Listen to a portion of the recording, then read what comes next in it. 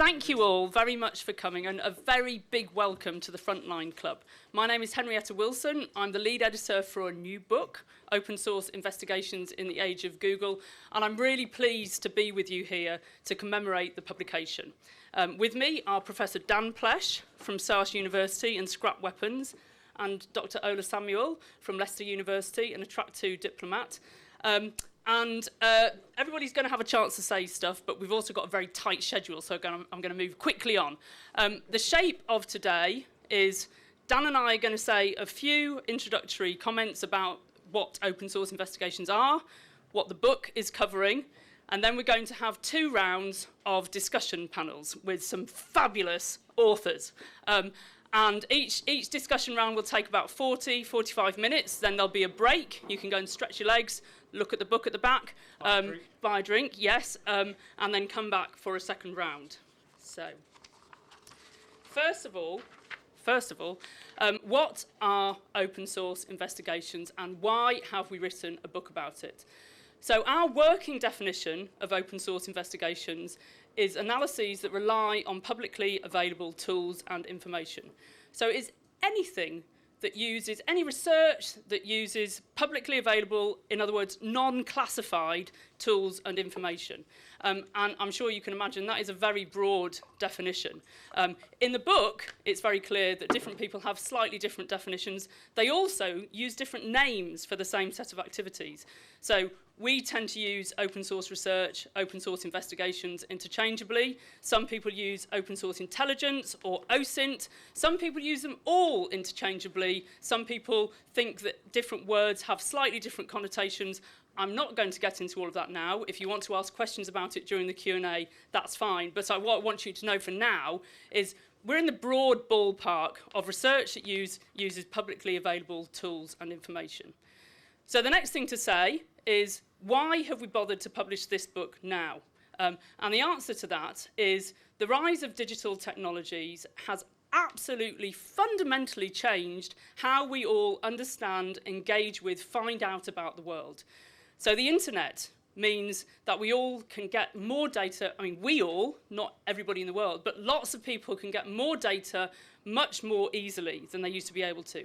I'm thinking about traditional sources of data, like from newspapers or journals. When you used to have to buy copies, get a subscription, you can now click a few buttons. And I'm also thinking of entirely new forms of data, such as commercial satellite imagery or social media data. The internet, digital technologies have really expanded the amount of data we all have. Digital technologies have also given us entirely new tools where we can identify, harvest, analyse, store, manage, share data, and gives us tools for collaborating over huge distances. So people, open source research practitioners, have taken these data, these tools, and used them in amazingly creative ways to get information remotely or locally about human rights abuses, corruption, political violence, nuclear weapons, other weapons, violent extremism, cybercrime, lots of different domains. And we'll be finding out about these from our authors. We've got a lot of different domains represented here. I'm going to stop talking to give Dan a chance to talk about the book. Yeah. Thank you. Fabulous to be here. And what a great venue. So you all got pens on your chair for our project, scrapweapons.com. So I won't say much more about it, but it provides a framework of an effort to revitalize global controls on weapons, which we badly need if we're going to get through this century in one piece. And one part of that is this book about open source investigations. So there's the banner, there's the website. The website's on the pens. I won't say more than that about the overall project, which is based at the University of London. So the next thing I want to say is about the book itself. It's, I think, a testament to Henrietta's intellectual genius in bringing everybody together and weaving all of this into a coherent form. And I think I'll come back and thank her again in a minute, but if you look at it, 18 chapters, 32 authors from all over the world, people working on the ground in South Sudan, Jeffrey Duke, who can't be here for financial but also visa reasons. He can't get into the country as much as we would like him to be here, through to people who are sitting in Washington, D.C., analysing satellites. Bringing together all of those authors into these chapters, as I think you will find to be one-stop shopping, and the people you know and work with in trying to understand and navigate fact from fiction in the digital world of conflict. Henrietta has talked about our unifying focus, that open source investigations strengthen human security, as I say, from human rights abuses on the ground through to weapons of mass destruction. I do want to say a word about the fact that although our Close Your Ears publishers, although we are selling the book in hard copy, you can, and everyone you know, download it for free. And on Amazon, if you press the Kindle button, you don't have to use Kindle. You can download it, and then Amazon lets you write a review. So please, write a review, write a review, write a review on Amazon. We really need them to pick it up. And the fact that it is free is thanks to one of the few charities still funding serious peace work in this country, which is the Marmot Trust, and I would like you to put it together, and I'm going to embarrass you, Bevis, please stand up, because Bevis Gill of the Marmot Trust provided the funds so that you all, your students, colleagues all over the world, can access this toolkit for understanding the digital world around conflict for free. Thank you, Bevis. So we've got 9 authors out of the 32. I think if we had 32, we'd have a problem in the venue. But anyway, we've got 9 authors we're going to hear from. And we'll be listening to and interacting with Dan Liu, investigator at Conflict Armament Research, Clina Raleigh, president of the Armed Conflict Location Database, ACLED, at the University of Sussex, and Ben Strick, director of investigations at the Centre for Information Resilience, and Myanmar Witness and Open Source Intelligence Champion of the Year in 2021. This panel will be moderated by Henrietta, again, our lead author. So you're going to take over in a moment. But before, I also have a job to embarrass you. It's part of my role. So when all the dust has settled, on the train back to Bristol, crack that open. Oh my goodness. Thank you very much. Thank you. Well, you always were on a pedestal, as far as I was concerned. There's the mic. Brilliant. I'll get out Thank you. the mic. Feels like, that's kind of the end of the event now, doesn't it? Anyway. No, it is not. Some of them Yeah. might slope off. Yeah. Anyway, thank you very much, Dan. It really is fantastic to have got to this stage. It has been such a privilege and an honour to work with so many fantastic authors from around the world, many of whom are not within the structures of academic research, don't get supported in the way that academics do to write these sorts of things. So thank you all very, very much. We're now on for the first discussion. And this round, what I'm really hoping to do is tease out some of the opportunities that open source investigations bring us, and to give everybody an insight into how very varied they all are. So this is all about opportunities. I'm going to start with you, Ben. Thank you very much.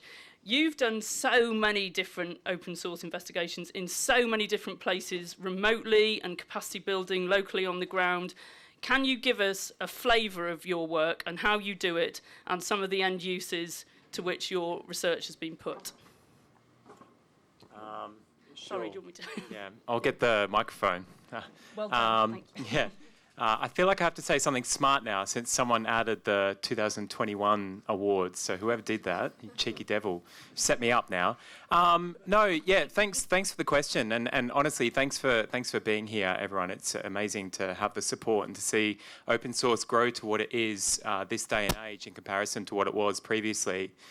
Which was really about Google Images and little red boxes and people showing off. But I think open source now has grown to such a model, and I've had the privilege to see it really blossom into a very interesting industry, both good and bad as well, given some of the ethical grey lines that have been happening recently. But I think, for me, I'll dial it down because I'm conscious that maybe some people in the room are still thinking that open source is like that bottle of ketchup you left open 2 weeks ago. It's still open. But for me, I think open source is really quite interesting. And Henrietta gave a definition. And I think there's power. So for me as a journalist, I really like to answer critical questions that maybe I think my grandma would ask me when I sit down at dinner and she asks me, hey, what happened today? And I like to tell her, where did it happen? When did it happen? What happened? And maybe who is responsible? And oftentimes you'd have to visit something on the ground, right? And it's these kinds of places, like we were talking about Myanmar before, Sudan as well. We have occupied Ukraine, we have Gaza, we have so many different areas where a place might be bombed. That happens on the ground. Online, the information space is already being challenged. There's already a narrative. There's already maybe propaganda at play, maybe facts being distorted. And I think for me, open source has really come to fruition to show the tangibility of both of those right there. To A, give amplification to the story of those that were involved, often victims or survivors of that event, but then B, to hold those responsible to account and hold that information environment to account.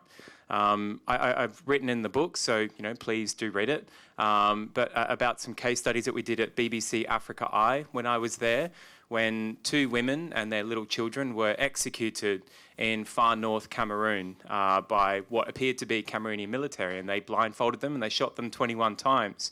And that was immediately denied by the Cameroonian government. They said that this was fake news. You probably heard those words before, someone running for election. But they claimed it was fake news. They claimed it was manipulated footage, that these soldiers didn't do this kind of act. And yet we're able to show from the comfort of our laptops, which unfortunately no one could access the ground. So that's the difficult part already. But we're able to answer and combat the government in their propaganda by revealing where it happened, when it happened, and who was responsible. I think that's nice to kind of showcase a way that open source works. But for me, I often like to talk about the shortfalls. I don't think it's the answer, because those women and children didn't get a voice. They didn't get to have their story. So, it's great, open source. We're here to talk about it today. But I do think it is a tool, and it is not the be-all and end-all, because at the end of the day, the story of those people who have their home bombed, the story of those women and children, and what happened to them, and why is this important? This is the biggest picture that is the shortfall of open source. So I hope that answers your question in a long-winded way. It's a fantastic answer to my question. Thank you very much. And just to say, thanks to that investigation, people are in prison, fines were issued, things did happen. So yes, it's terrible that the women and children are no longer here, but it's also great that some justice happened in their name, I think, yeah.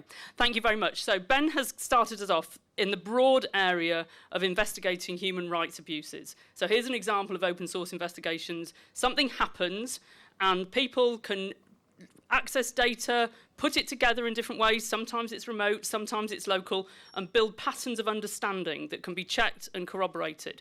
This is event verification. So I'm going to hand over to you now, Kleena, and thank you for handling the microphone so ably. That's brilliant.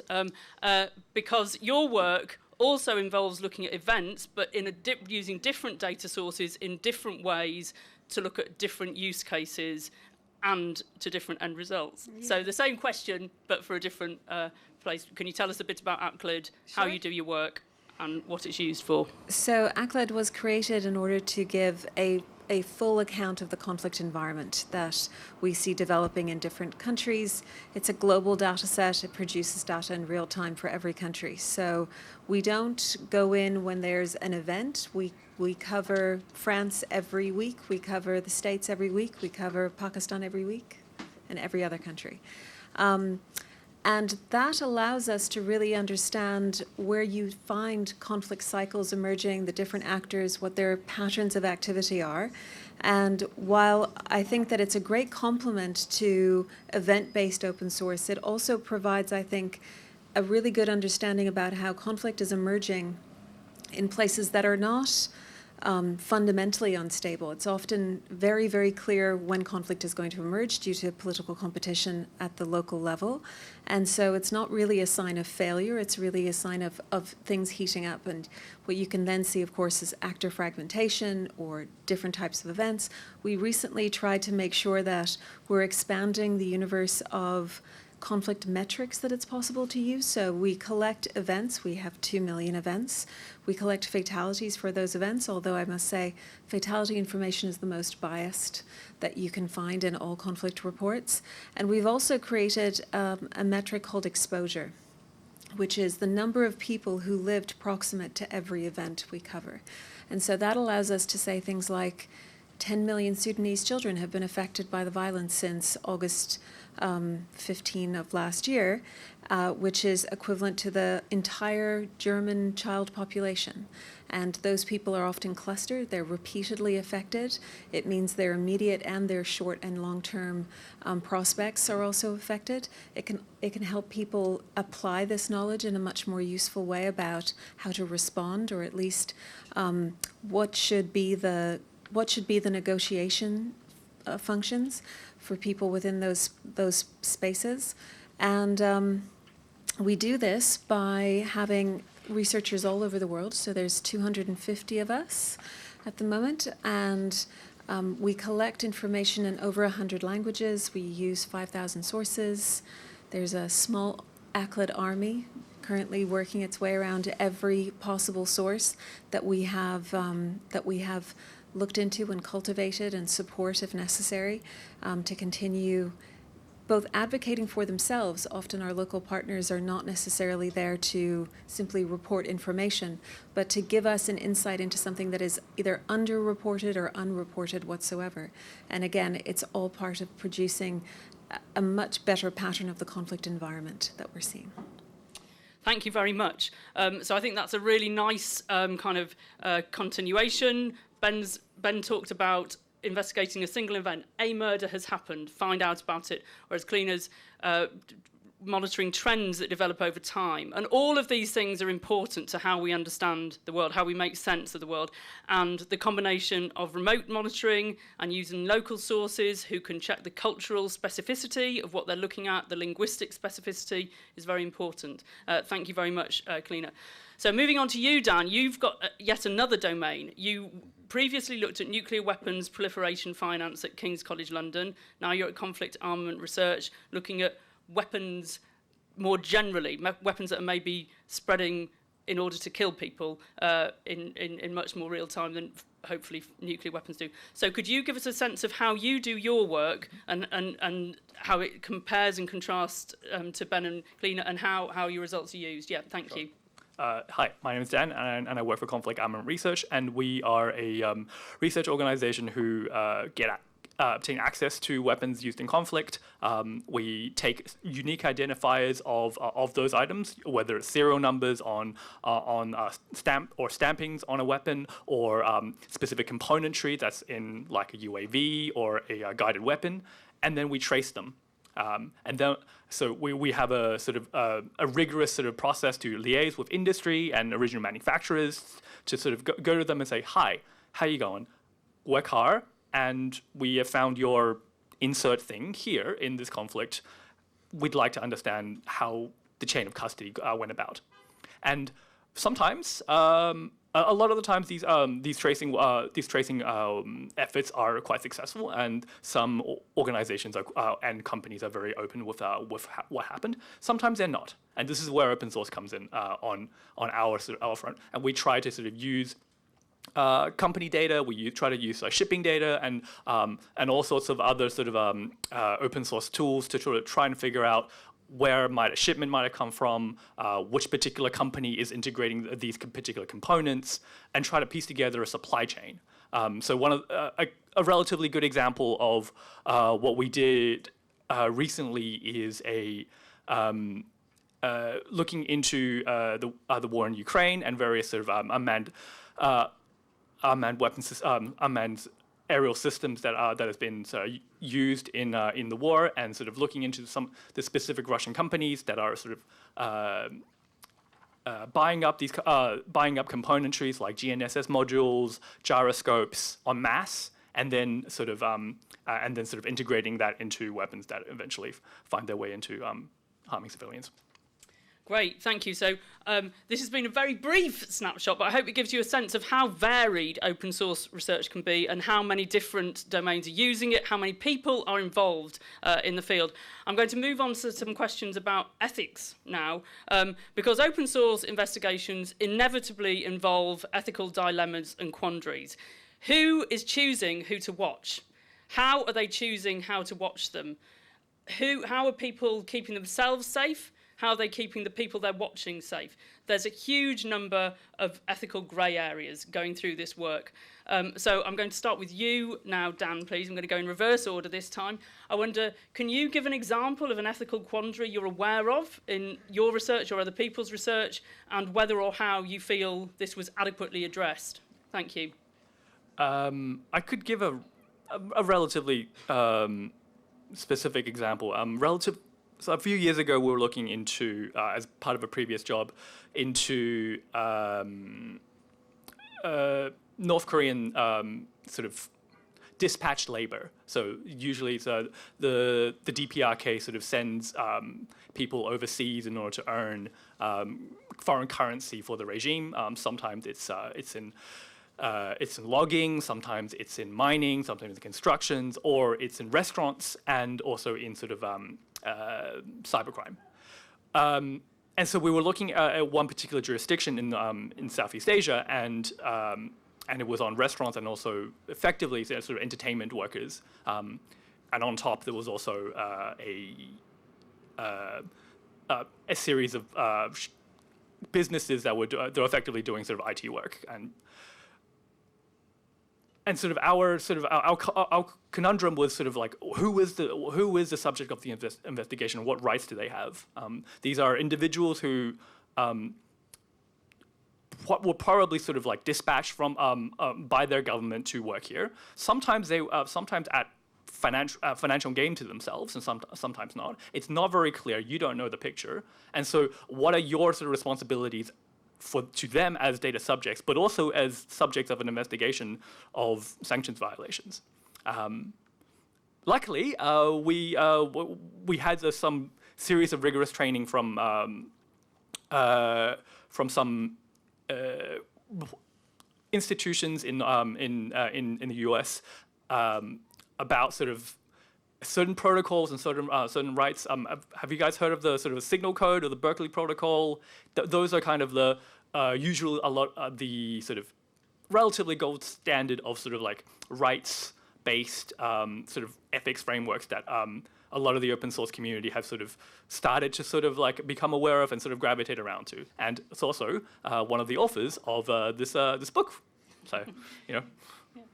Yes, great. That's Alexa Koenig and Lindsay Freeman is the chapter that Dan's referring to. Thank you very much, Dan. And that leads very nicely to the next question to Cleaner, that's all about best practices. So, as Dan mentioned, there is a guideline that was written for open source research practitioners by the Berkeley Human Rights Centre that sets out a set of guidelines which, if practitioners follow them, it means that the evidence that they generate is far more likely to hit the standard that's needed in the International Criminal Court. So in other words, when people work together over vast distances, maybe never meeting each other, if they all follow the Berkeley Protocol, it means that the investigation as a whole will be far more robust. That applies to a very defined set of research, I'd say. Cleaner, can you say a bit about ACLED's best practices and if these could be scaled up, how these relate to global systems of best practice? Thank you. So that's a great question. So we don't use a lot of the sources that maybe a more traditional open source investigation might. So there's no video or anything like that we would be depending on. And the ICC uses ACLED often, again, as I mentioned before, to kind of highlight the conflict environment through the events, through the actors that are present and what their activity is within that environment. So I would say that from my perspective, and we've recently written 2 articles about this, it's about bias in conflict data and then the comparisons between conflict data sets. Because what I get most worried about is that the pattern of data that quantitative data sets produce can often skew rather than portray a realistic or a valid interpretation of what's happening within different contexts. And so we have cases. So, for example, I recently wrote a very short piece on what was happening in the far north of South Sudan about kind of election preparations, and one of the militia leaders wrote back to tell me he didn't like it. It wasn't wrong, he just didn't like it.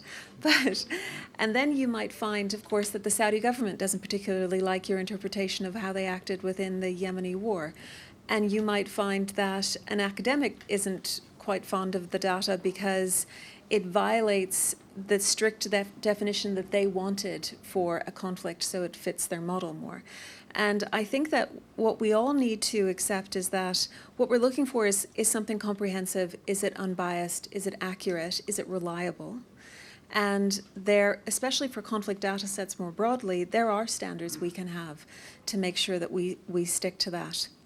But if a data set wants to, for example, focus just on jihadi activity, that's fine, as long as it's very clear to everybody using it that it is in fact a piece of a much larger puzzle rather than one that's comprehensive. And if one is comprehensive, such as ACLED is, there's a much greater demand on us to make sure that we have captured the entire spectrum of activity equally and equally validly, and that we can source that information without giving anybody's personal information out, and making sure that the person collecting the information or who it's collected from is kept safe during that process. Great. Thank you very much. That's really clear, and it really reminds me of one of the really key messages I get from your chapter, is this sense that the data that you collect depends very heavily on the way you ask the question and the methods you use to collect the data. And one of ACLED's great strengths is how transparent it is about all of those things, so that when you query the sources, the data set, you know what's there and what isn't there. Yeah, so thank you. Yeah. This is going to be now the last question that I ask before I hand it over to the audience. So if you've got some rumbling questions, clarify them in your head. Ben, we've talked about this quite a bit over the years. People often think of open source or comment that it's really global north practitioners looking at people in the global south, and is inherently problematic, representing kind of a continuation of a perpetration of power hierarchies. How do you answer those sorts of comments? Yeah, we've spoken about this a lot, so you probably know the answer. You can see what Henrietta's done here, by the way. She's used me as the bread, and she's got the entertainment as the meat between the sandwich. So I'm probably going to echo everything that these guys have always said. But I've had the luxury of travelling around a lot, doing open source training, working with some brilliant groups of people who cannot go back to their own homes. They cannot go back to their own countries. And what I've been able to experience, I mean, I have the privilege of travelling to journalism festivals. My visa allows me to travel to those. A lot of people cannot get to places like this and speak here from the countries that they deserve to be speaking about. So that's first and foremost. But I think with what we've done at CIR and, similar kind of sizing to ACLED, I think we're upwards just over 200 people, but many of those people cannot go back to their own homes and their own countries. And that just goes to show, and I've got some colleagues in here in the room who are, thanks for coming, you're awesome. And they work with a lot of people who they can't meet in real life. They can only meet online, right, or over calls, because they can't travel. They're learning English as well, and they're stuck in this kind of situation. And I think that kind of goes, and I'll sum that up a bit, that I don't think open source speaks English. I don't think it is Western. I think the conferences that we've seen and the journalism festivals and everything like that have had people like me here, have had people who are able to travel, and that's why there's this kind of illusion that it is Western. There's a couple of movies about open source practitioners where you'll see the camera over their shoulders and it's a heap of middle-aged white dudes looking at their laptops, but that's not open source, right? And we have a team of, we've got people from Myanmar that live in Thailand. We've got people from Sudan who are the most incredible investigators ever that during the bombing of Khartoum, this kind of bombing siege in April last year, they were there doing open source with their meager internet connection, sometimes hijacking a Starlink device that old mate would have down the road. And this is the open source community. It's just that because many of us don't really speak their language, we can't hang out in the Thai forums, we can't hang out in the Sudanese Arabic forums and places like that. I only wish that some of you could experience the kind of cool things that they do and the amazing breakthroughs that they celebrate with their their phrasing and their open source.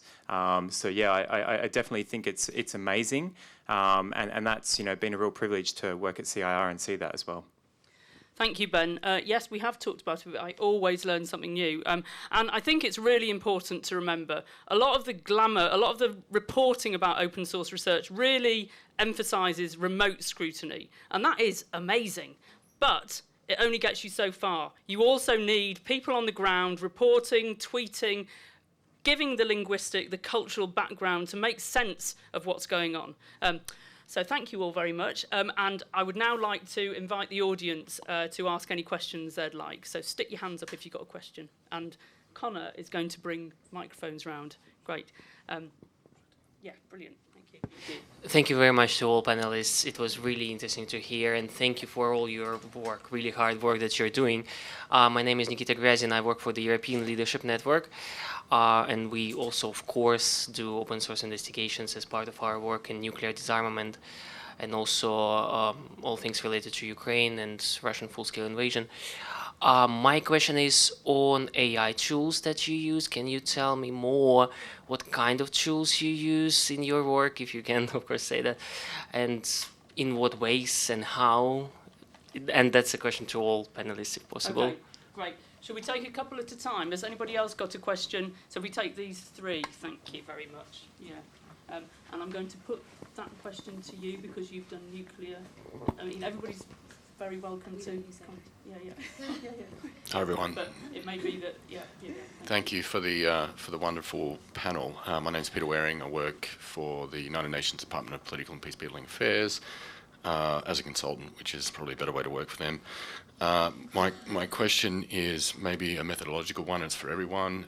So we heard a little bit about the Berkeley Protocol. Clean. I know that ACLED's data sets, that the methodology behind them is really robust. And my question is, how much space have we left for innovation, for spontaneity, for a return to the roots of open source, which is that possibly exaggerated image of an armchair analyst working on their own behind a screen? Have we lost something by adding too much structure and process around the way we do AusInt? Great questions. Yeah. Hi. Andrew Slangarthet from Global Data. I just meant to pick up on a point which the lady from ACLED raised about fatality data being the most biased. And it has a lot of problems with it, and people work to try to push aside. But is there like a greater level which probably deserves that bias term? And can you go into a bit more detail about that? Thanks. Great, thank you very much. So we've got our microphone here, have we? I'm going to ask Dan to talk about Nikita's. I'm going to ask Ben to talk about the innovation. I'm going to ask Kleena because that was directed to you. Yes, to talk about the fatality numbers. Yeah. Hiya. So on AI tools, we're starting to experiment with a few of them. So things that are currently quite interesting at the moment is like basically a lot of sort of automated, because okay, so the automated tools that probably going to get most bang for your buck now, I reckon, are going to be the computer vision computer vision recognition sort of tool sets that you can sort of pass through a lot of image that can sort of identify certain things for you to sort of quickly identify, flag, collate, and then sort of like put processing down. Another thing you could probably get through is probably not a sort of like classic machine learning or AI tooling, but it's more sort of more advanced sort of data analytics or with like red flagging indicators, especially on especially for trade data where, you know, if you exhibit certain behaviors, flag that up, that's suspicious behavior. Lots of large companies and large sort of shipping companies already do that. But at the end of the day, sort of where a lot of machine learning tools is right now, you still need to be very careful about sort of a lot of false positives and sort of the idea of you starting a case and building a case fully on machine-generated data and then sort of setting it up to an accountability mechanism is quite frightening for me. So you're going to have to at least have someone at the end of the day to go, yeah, no, that's right. Great, thank you, Dan. And I should say, one of our chapters is by Hans Christensen and Matt Corder, specifically about the sources they use to monitor global nuclear weapons. Yeah, thank you. Yeah. Ben, could you talk about if there's space for innovation in amongst the methodologies for best practice or the frameworks of best practice? Yeah, thank you. Yeah, sure. It's a really good question. So I do think there is still flexibility. It depends on how the doctrines or protocols are applied, right? So, I mean, for us at CIR, and I know a number of other groups that I've been involved with in the past, apply those like an elastic band over a piece of Play-Doh, if we want to call it like that, to use the Aussie terminology. And so you can still fit and mould something on a case-by-case basis, but you still have that elastic band of an elastic cookie cutter, essentially. And for us, it really applies on a case-by-case basis as to that. So it's not a cookie cutter approach. But I think the protocols have been really good for us and I think an industry-wide to protect investigators. And that's around, for example, mental health. So a lot of those have gone towards, and I'm not really in mental health, but more so vicarious trauma. So the flagging of violent categories or violent content or graphic content, that's been a good framework, and we apply that rigidly. So there's kind of DJ dials, if you want to term it like that. For anything that protects the investigator, we'll dial those up right, and flip that switch very high.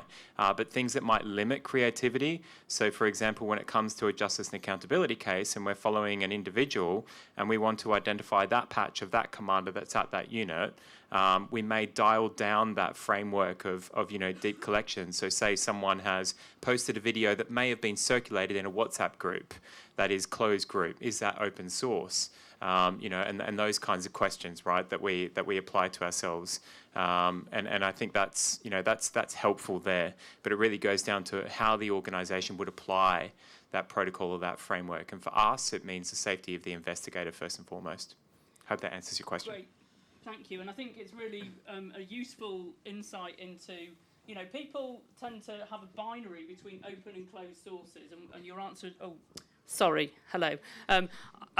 That was a great answer in the sort of creativity can be applied through the frameworks. And I also really valued that you invoked this idea that there's not always a clear binary between open and closed sources. Sometimes closed sources do feature in open source investigations.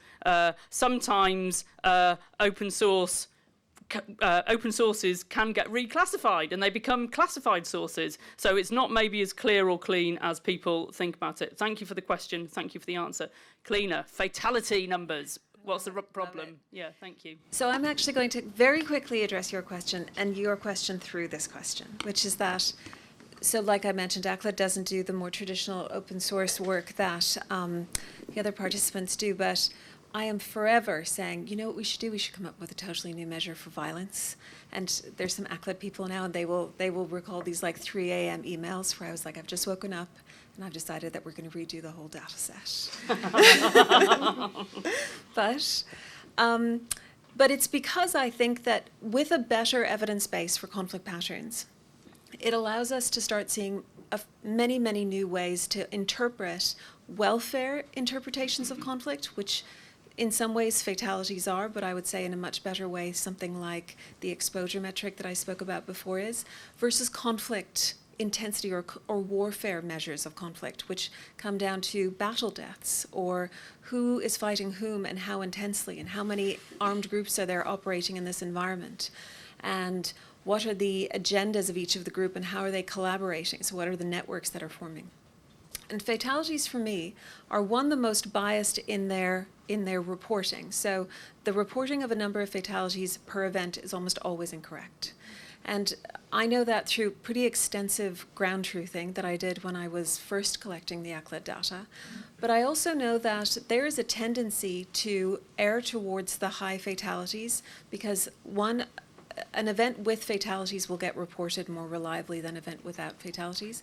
So actually about half of the events in Aklet have no fatalities. They are, militias come into a village and they harass people, and they might steal and loot, etc., but they're not there to kill people, in part because it brings a lot of trouble. So there's a lot of strategy, if you will, in when to have a high fatality event and when to not. But if we focused entirely on fatalities as a criterion for inclusion, it tends to bias the data in a very skewed way. But coming back to those fatality numbers, so one, it's the most biased information of all of the information in a conflict record. That's the most biased.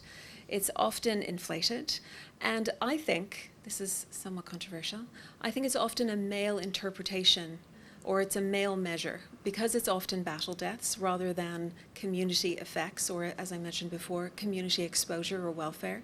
It's not about how many people have to live with this violence, how many people live in this community, how many women, how many children are affected.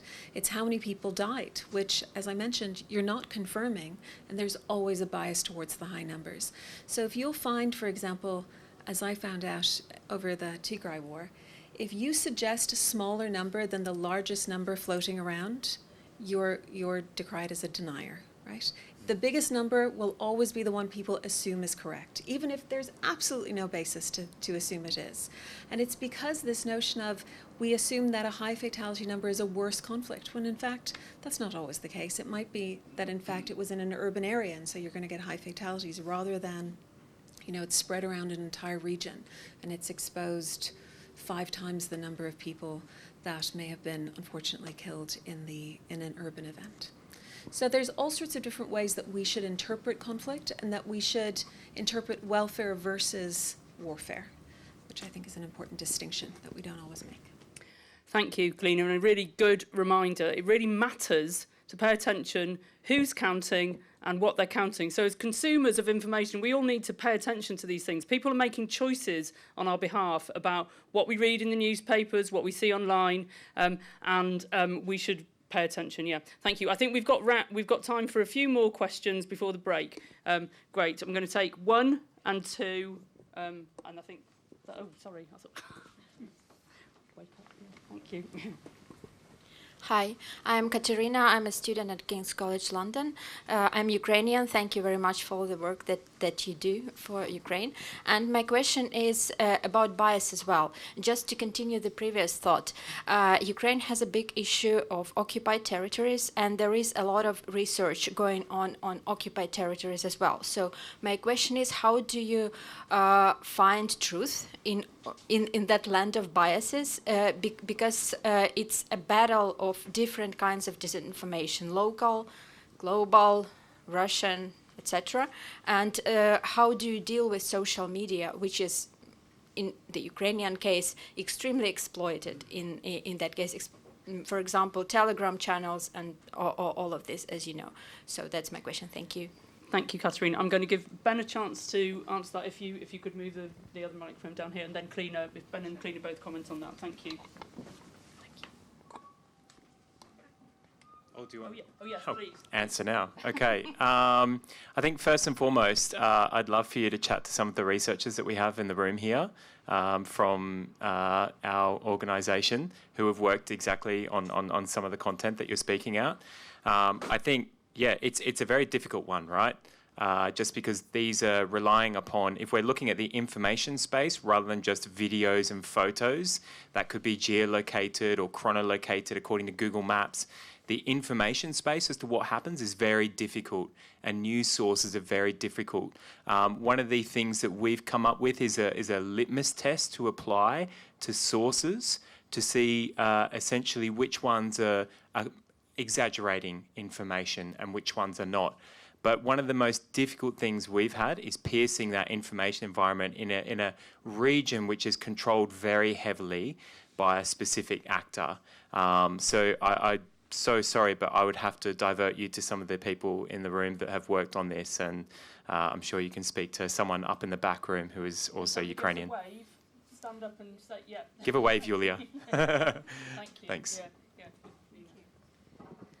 I'll have to do the same. We have a really extensive Ukrainian team, and I'm sure that that they could speak much better to this than I. And especially when, again, it comes down to acknowledging the patterns coming out and whether or not they're reliable patterns. But I will say the Ukrainian example has been very useful to show people that despite the huge amount of attention on a conflict, the fatality numbers could not be agreed upon by almost anybody for any event, and even in total. So, you know, we have our methodology team spending months trying to determine whether the US fatality number was going to match some version of the Russian fatality number for their fatalities, or whether the Ukrainian military fatalities were summing up correctly. And it was simply really interesting about how I don't think people were in question about the events, but they were certainly in question about the totality of the fatalities coming out of it. But it's one of those situations where you're inundated rather than one, for example, in northern Cameroon, where it's quite difficult to get some of the same information. And so you have to use very different tactics for both cases. But if you give me your email, I'll hook you up with an excellent team who are not with us, but Julia seems excellent. Thank you, Cleda. Last question before the break. If I may, would you like to answer? Sorry.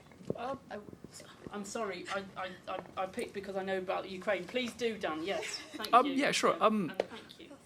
Within the occupied territories, at least from a sort of like a trade and arms flow perspective, yeah, that is incredibly murky. Going across the border in the Russian Federation, surprisingly not, up until relatively recently.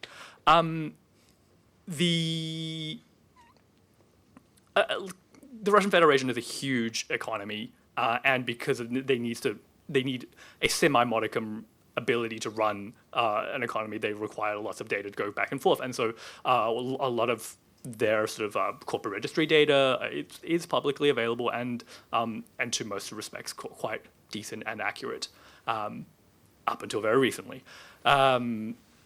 So yeah, so that is, going forward, is probably going to be a challenge for a lot of open source investigators, and yeah, we'll see. Thank you, Dan, and sorry again. Please. Oh, that's right. Thank you, Henrietta. Thank you, everyone. My name is Julia. I'm a lawyer, corporate lawyer, but I'm interested in your area as well, just as a personal interest. You've spoken about the ethical dilemmas, and I've noted that you've focused more on the responsibility towards the subjects. If I may divert you slightly, in the age of fake news, do you personally feel any responsibility to act on the information that you discover as investigators, as journalists? Do you feel any responsibility to present it in a certain way to be able to fight or match the fake news to a certain extent for people to be able to notice that? Or are you scared to come too close to the border of being an activist in that respect? Thank you. Great question. So I'm going to give each of you a few sentences to comment on that. I don't know where the other one's going to be. Thank you. Yeah. Thanks very much. That's an excellent question. So ACLED tries to not go into any activist, let's say, space.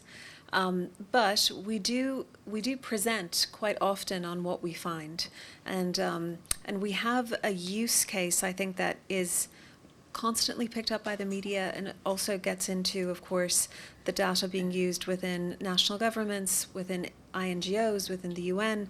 And so we'll often be asked about the veracity and, of course, the impact of the conflict. And, we're not biased for either side, so we give a very straight response for it. And I think that that has helped, I think, make sure that there is a reputable source rather than one that is fighting for the other side.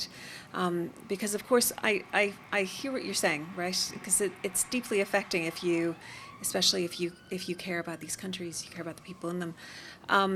But I will say that where people have tried to use us for their own activist purposes, it's not worked out great for anybody.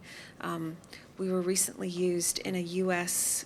case. We were featured in a book that claimed that we collected people's cell phone numbers and tracked them, and so we could determine who was stuffing ballot boxes. And we had to.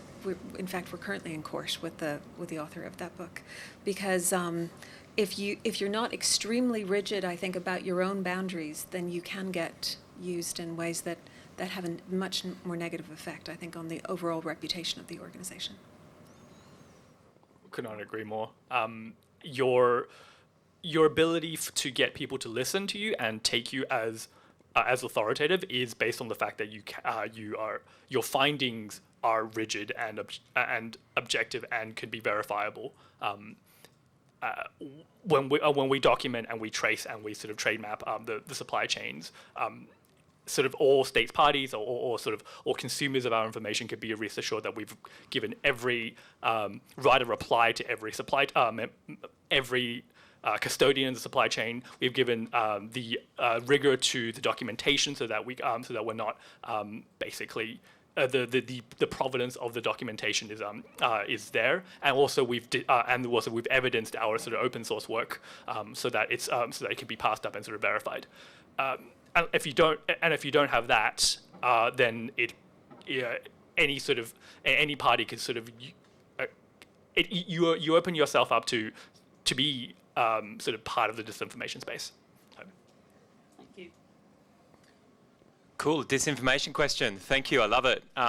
So I don't love disinformation, it's a bane of my existence at the moment. So I think first of all, no one can actually combat disinformation. It's literally put out there to keep people like us busy, to stop us from looking at the real stuff. So there are certain actors that will just throw as much as possible because you cannot keep up with it. If you say something's fake news like Donald Trump, and then you go to the effort of proving it, the time it takes to say fake news and the time it takes to prove it is completely, the ratio is just not even equal.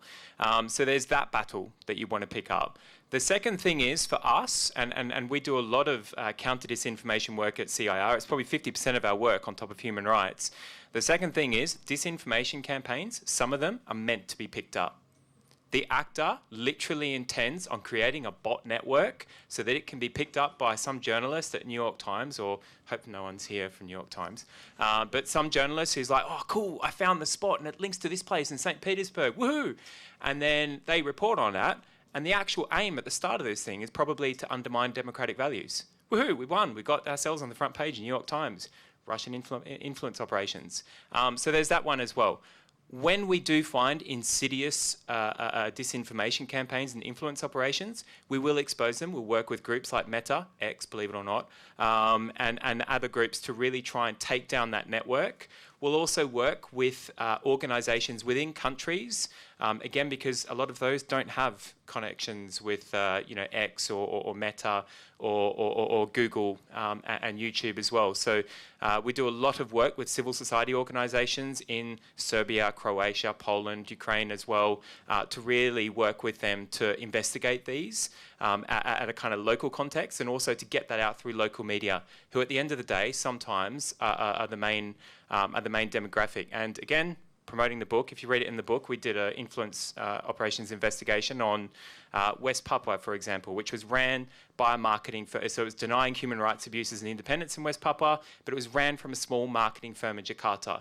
The reason why we decided to up that one is because once we pulled the plug on that, and we took so long to investigate that, while they were running spurious amounts of influence operations campaigns, primarily funded by specific big actors, but to deny human rights abuses and to deny independence, we waited so long because we wanted to pull the plug on that marketing firm so that they couldn't do it again.